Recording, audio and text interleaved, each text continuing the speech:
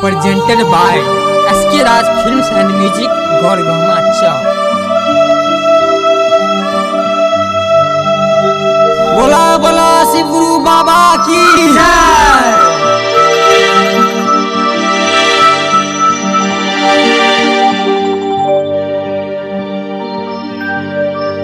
अखना सब सुन रहल छी राजनंदी के सुमधुर आवाज में।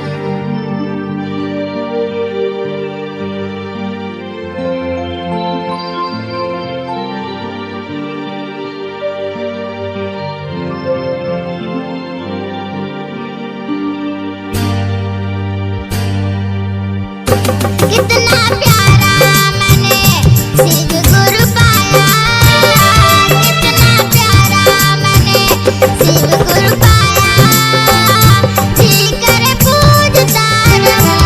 कितना प्यारा मैंने शिव गुरु पाया, कितना प्यारा मैंने शिव गुरु पाया, जी करे पूजता रहूं।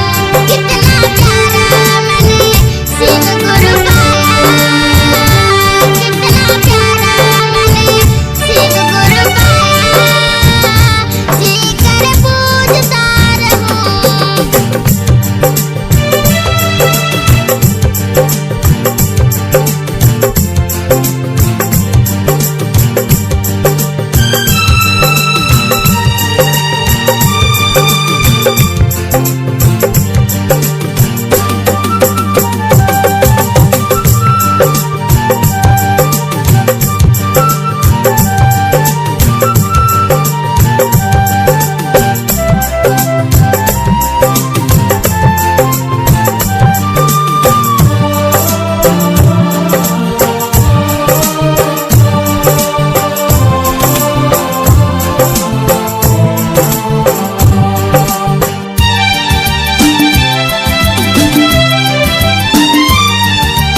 अंबर से आई है तीन लोक के स्वामी, देख के होती है सबको हैरानी।